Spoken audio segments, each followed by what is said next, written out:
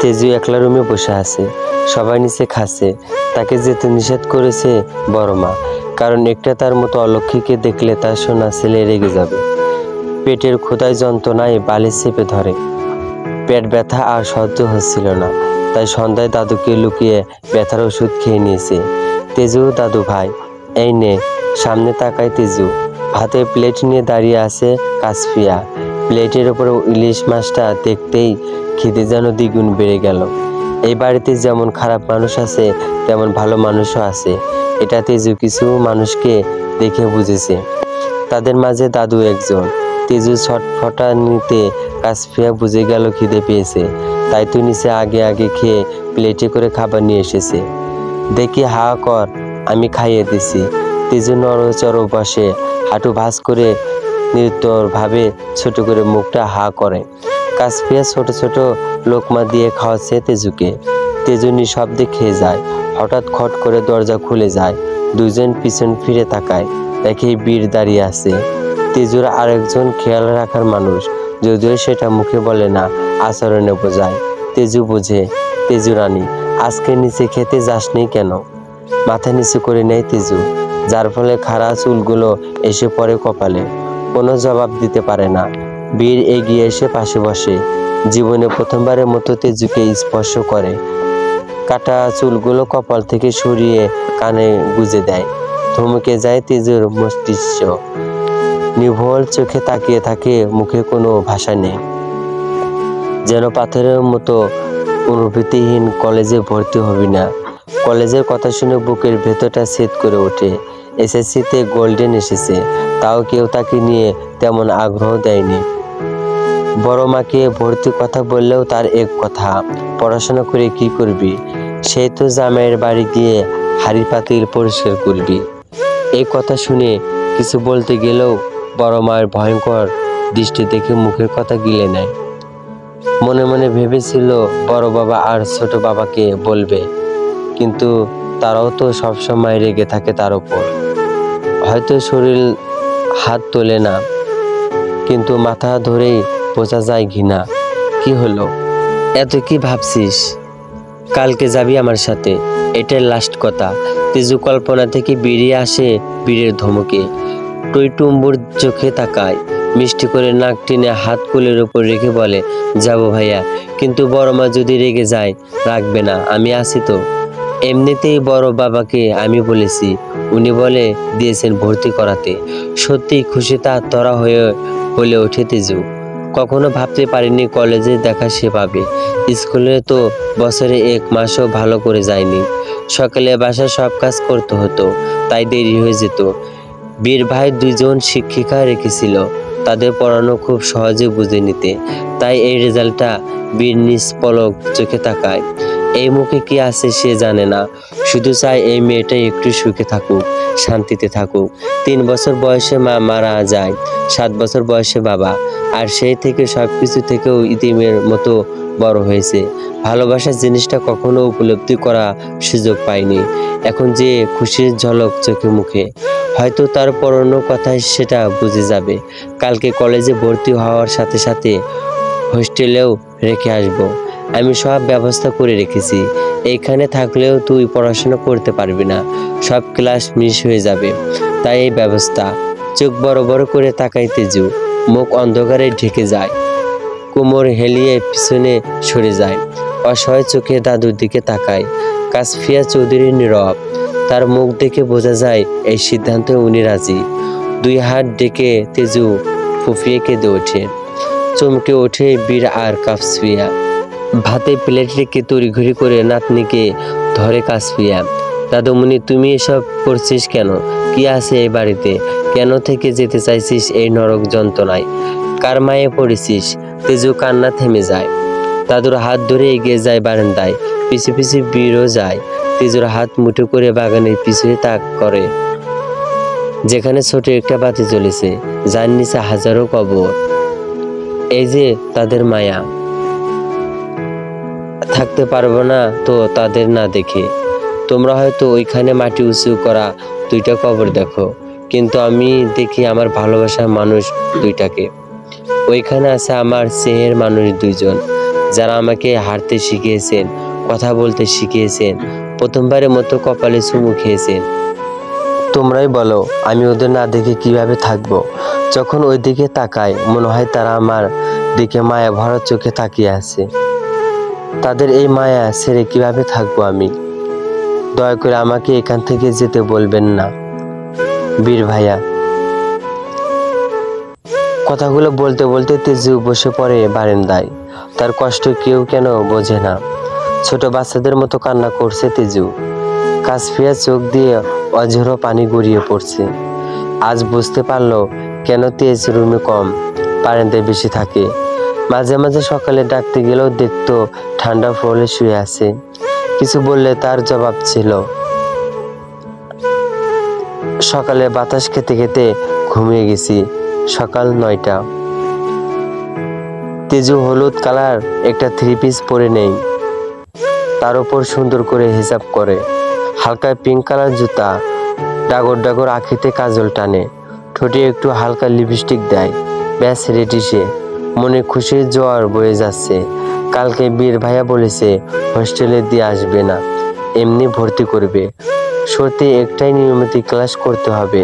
তেজু কিছু না ভেবে রাজি হয়ে যায়। রেডি হয়ে বারান্দায় গিয়ে তাকায় দূরে মা বাবার কবরের দিকে। আমি যাচ্ছি, আব্বু আম্মু দোয়া করবে। আমি জানি তোমরা আমাকে দেখছো।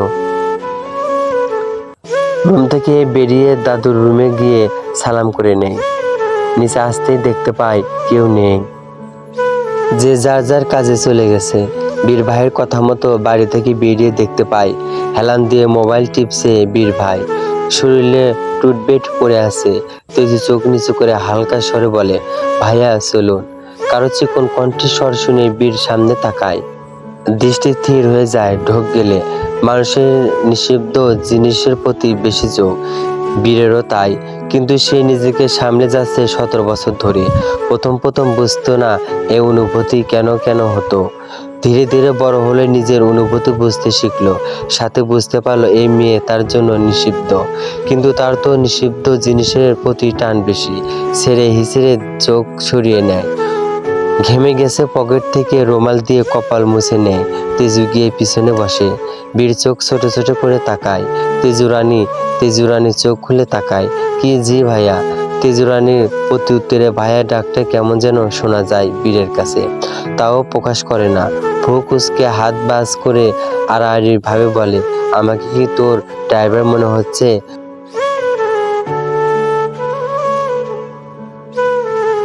সামনে আয়, পিছনে বসেছিস কেন?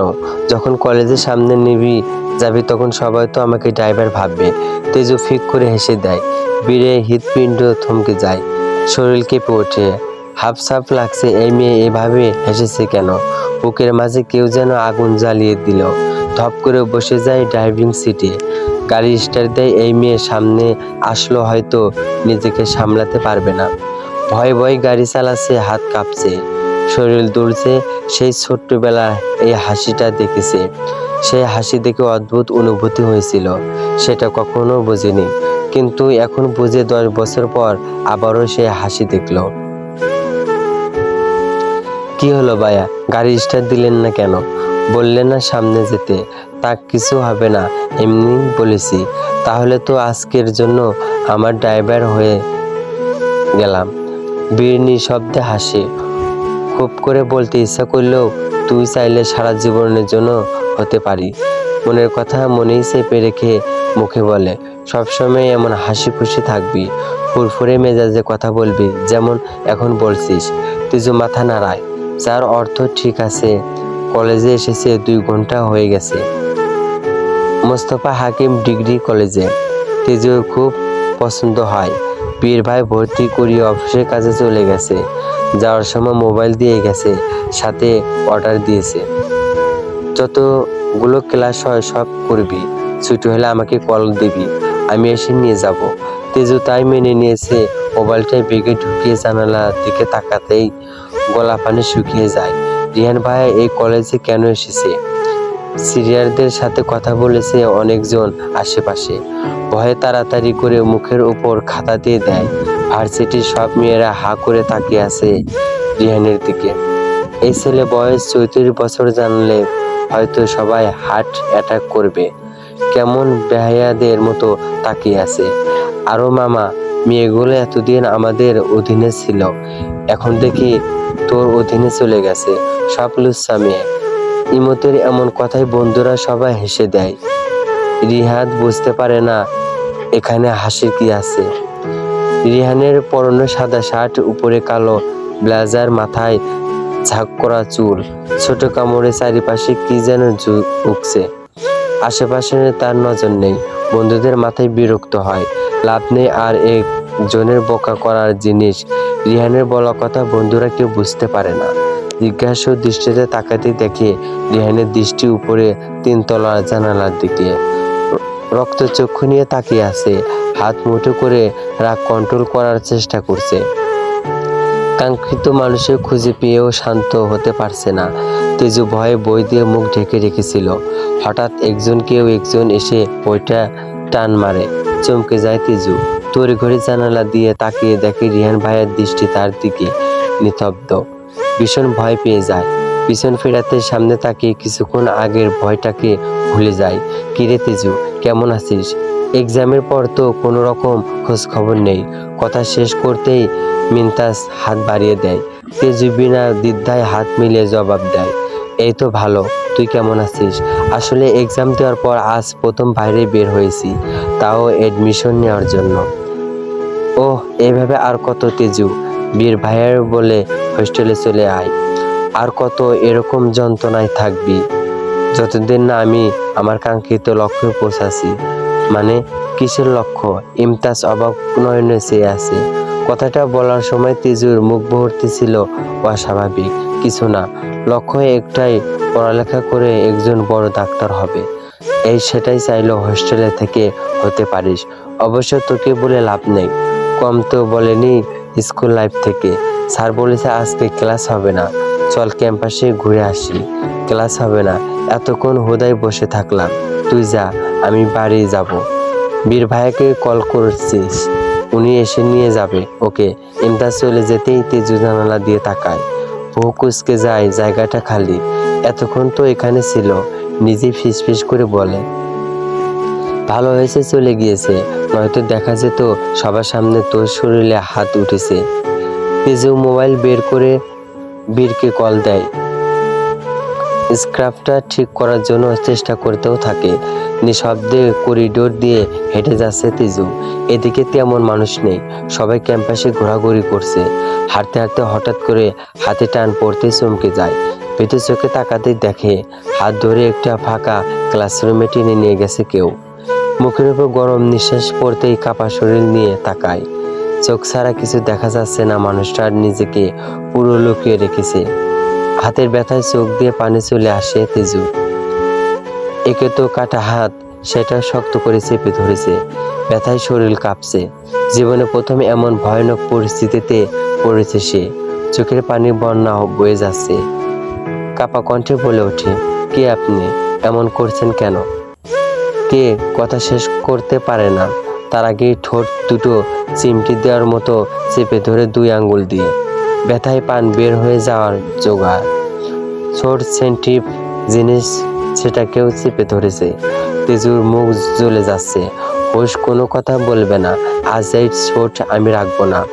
যেই ঠোঁট দিয়ে অন্য পুরুষের সাথে কথা বলেছিস আর এই হাত দিয়ে হ্যান্ডশেক করেছিলি, তাই না? আজকে এই হাত আমি রাখবো না। এমন ভয়ঙ্কর কথাই তেজুর অন্ত কেঁপে ওঠে। তাতে দাঁত চেপে লোকটা গম্ভীর স্বরে বলেছে। তেজু কিছু বুঝে ওঠার আগেই নিজের শরীর দিয়ে তেজুর শরীরকে চেপে ধরে দেওয়ালের সাথে এক হাত দিয়ে চোখ ঢেকে নেয়। মুখোশ খুলে ঠোঁটের ওপর ঠোঁট চেপে ধরে। চোখ বন্ধ তাকায় তেজু কিছুই বুঝতে পারে না। সেকেন্ডের মধ্যে চিৎকার দিতে চাইলেও পারে না।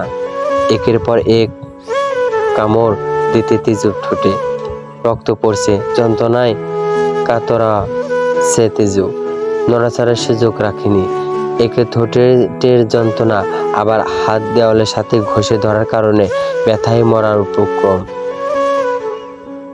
এক সময় সহ্য করতে না পেরে নিজের শক্তি সব ছেড়ে দেয়। হাঁটু গেড়ে বসতে চাইলেও পারে না। প্রায় 5 মিনিট পর ছেড়ে দেয় লোকটা।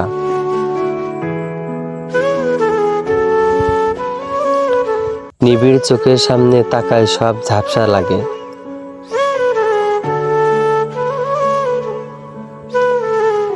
আশা করি আমার এই মিষ্টি শাস্তির কথা সারা জীবন মনে থাকবে। তোমার ঠোঁটের কসম, নেক্সট টাইম থেকে কোনো ছেলের সাথে এই ঠোঁট দিয়ে কথা বললে এই ঠোঁট কেটে বক্সে ভরে রাখবে একদম। Last and first warning, mind it. নিজের কথা শেষ করেই শব্দের মতো দ্রুত বেগে চলে যায় সে। স্কাবের রক্তর ফোটা গেছে, মানুষটা রক্ত চোষে না কি বুঝতে পারে না। শরীর দুর্বল লাগছে, ওঠার শক্তি পায় না। মনের মাঝে অজানা চিন্তা, হাতের দিকে আরও চোখে তাকায়। সাদায় ব্যান্ডেজ রক্তে ভরে গেছে, জোর করে সকালে বীর ভাইয়া বেঁধে দিয়েছিল, এখন সেটা টাইটুম্বুর রক্তে। আস্তে আস্তে উঠে ওয়াশরুমে চলে যায়। মানুষটাকে নিয়ে মনে কৌতূহল জাগে, কি এটা। ওয়াশরুমে এসে স্কার্ফের রক্ত মুছে হাতে ব্যান্ডেজ ফেলে মুখ হাত ধুয়ে ফেলে। পরিষ্কার হয়ে ক্যাম্পাসে ফিরে একবার চারিদিকে তাকায়। কলেজের গেটের সামনে দাঁড়ায়। কিছু মিনিটের মধ্যেই বীর আসে। তিজুর কোণে নরম বাক্য বিনিময় না করে গাড়িতে উঠে বসে। নিজের এই জীবন নিয়ে ভীষণ ক্লান্ত। আত্মহত্যা পাপ না হলেও অনেকের আগেই করে ফেলতো এই পাপটা। তিজুরানি কি হয়েছে, এমন চুপচাপ, মুখ কালো কেন? ঝামেলা হয়েছে কারোর সাথে? গাড়ি চালাতে চালাতেই বীর বলে। তেজু বাইরে নির্লিপ্ত চোখে তাকিয়েছিল। চোখ মুছিয়ে নিচে সরে জবাব দেয়, কিছু হয়নি ভাইয়া, এমনি মন খারাপ। সেকেন্ডের মধ্যে বীর গাড়ি থামিয়ে পিছনে সিটে তাকায়। তেজুরানি, কান্না করছিস কেন? কিছু হয়েছে? ওই ভাইয়া, আমি ঠিক আছি। কান্না করছি না, আমি তোর ভয়েস শুনে বুঝেছি, তাই প্লিজ মিথ্যে বলিস না। এই কি ঠোঁট এমন ফুলে গেছে কেন? ব্যথা পেয়েছিস কোথায়? বুক ধক করে ওঠে তেজুর। এখন কি জবাব দিবে? ভাবতে ভাবতে আমতা আমতা করে বলে, ওয়াশরুমে পড়ে গিয়েছিলাম। ভাইয়া প্লিজ তাড়াতাড়ি বাসায় চলুন, ভালো লাগছে না। আচ্ছা। বীর গাড়ি স্পিডে চালিয়ে 30 মিনিটের রাস্তা 15 মিনিটে শেষ করে। কানে বারবার বাজছে তেজুর সেই কথাটা, বাসায় চলুন, ভালো লাগছে না। তেজুকে পৌঁছে দিয়ে বীর আবার অফিসে চলে যায়। ঘরে ঢুকতেই সামনে বড় মা পড়ে যায়, যেন তেজুর আসার অপেক্ষায় ছিল। হারামজাদি, শুধু কি আমাদের ঘাড়ের উপর বসে খেলে হবে? একটু কাজও তো করতে পারিস। সকালে এসে হাড়ি পাতিল থানা বাটি কার জন্য ফেলে রেখেছিস? পড়ালেখার নামে কলেজে বেটা পাগল করতে যাচ্ছিস। আমার সাথে একদম পড়ালেখা মানাবাড়ি না। সব কাজ শেষ করে যেতে পারলে যাবে, না হয় পা কেটে রেখে দেবো একদম। 5 মিনিটের মধ্যে সব পরিষ্কার করবি, নয়তো তোর পিঠে ছাল আমি আজ মিশে নেব। নিজেকে খুব অসহায় লাগছে তেজুর, অনেক বেশি ক্লান্ত। ভেবেছিল একটু শুয়ে থাকবে, সেই সুখ কি তার কপালে আছে? ব্যাগটা সোফায় রেখে কিচেনের দিকে হাঁটা দেয়।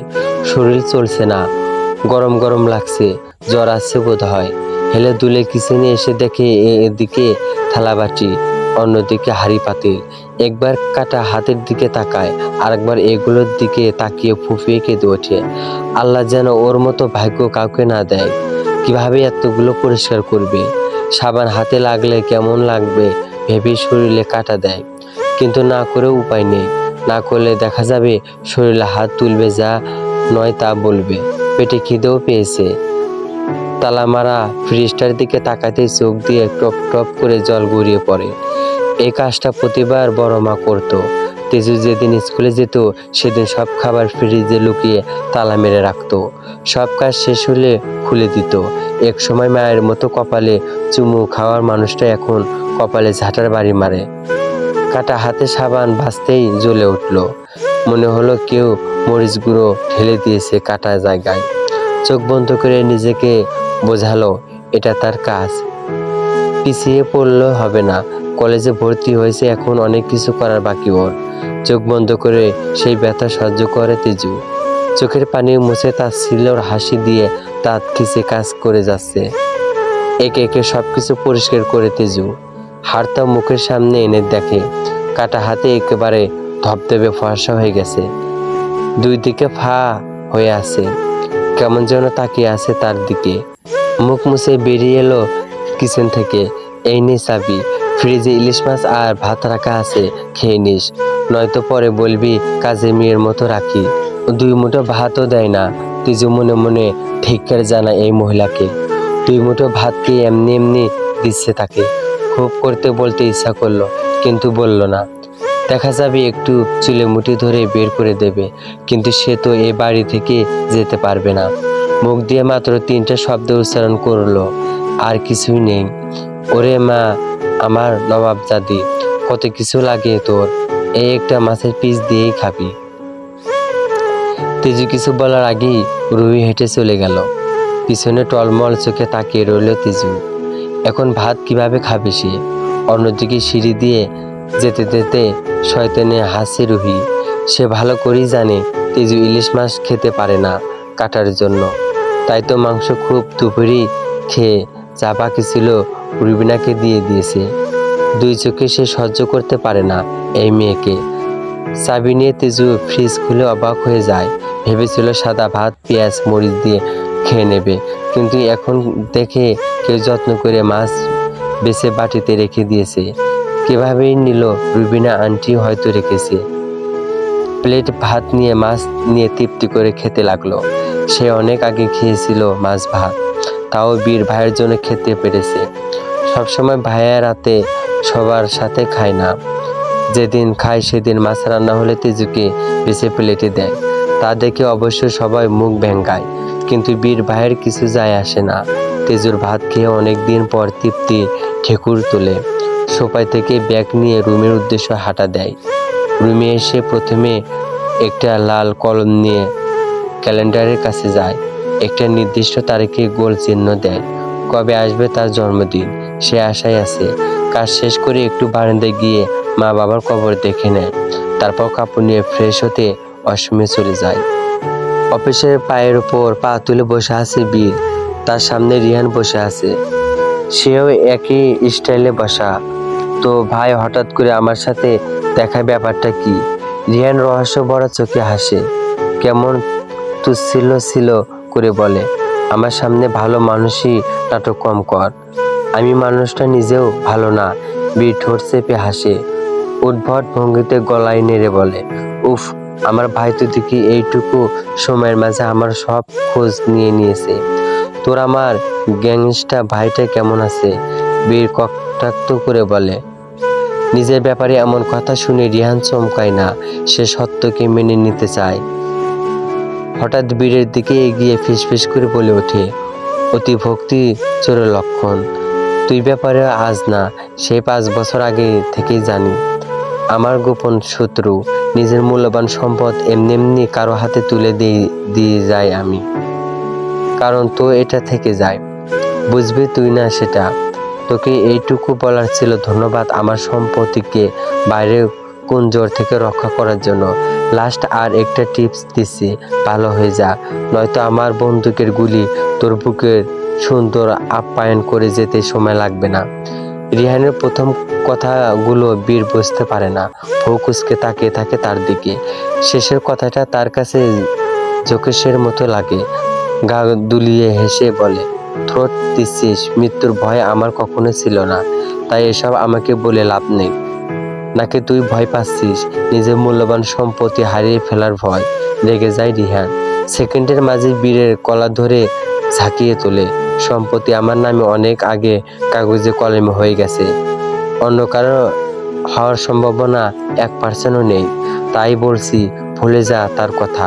দূরে থাকতে তাকে কাছে যেতে দেইনি, কাছে এসে দিব ভাবলি কি করে? দিনে জেগে স্বপ্নে দেখা বন্ধ কর। রিহানের গম্ভীর বরফের মতো ঠান্ডা কণ্ঠে শব্দ ঝরে পড়ল। শান্ত মাথায় 2 ভাই একজন আরেকজনকে হুমকি দিয়ে যাচ্ছে। বীর কলা ছাড়িয়ে নেয়, তাকে আমার করে ছাড়বে। একটা কথা কি জানিস, তোর প্রতি ওর কোনো ফিলিংস নেই, তোর কোনো রকম স্মৃতি নেই, যাতে সব বিষাক্ত স্মৃতি। এগুলো ভেবে তোকে ঘৃণা করা যায়, ভালোবাসা যায় না। সেই দিন শেষে আমাকে ভালোবাসবে, আমারই হবে সে। যেই দিন ওই মুখ দিয়ে অন্য কাউকে এই শব্দটা বলবে, সেই দিন হবে তার পৃথিবীর শেষ দিন। এমনিতেই তুই এখনো বাচ্চা রয়ে গেছিস। তার মস্তিষ্কে বিষাক্ত স্মৃতি তার ভালোর জন্য তৈরি করেছি আমি, মানে বুঝবি না, বাচ্চা তো।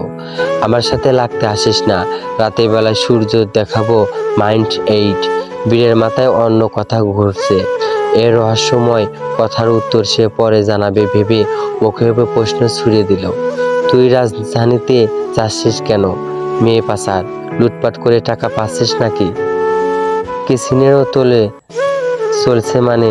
হায় হায় হো হো হে হে হেসে ওঠে রিহান। কালো তিলযুক্ত ঠোঁট কামড়ে কানে ছোট দুলে হাত বোলাতে বোলাতে বলে, লুটপাট আমার সাথে যায় না। মানুষ নিজে এসে আমার দরজায় টাকা রেখে যায়।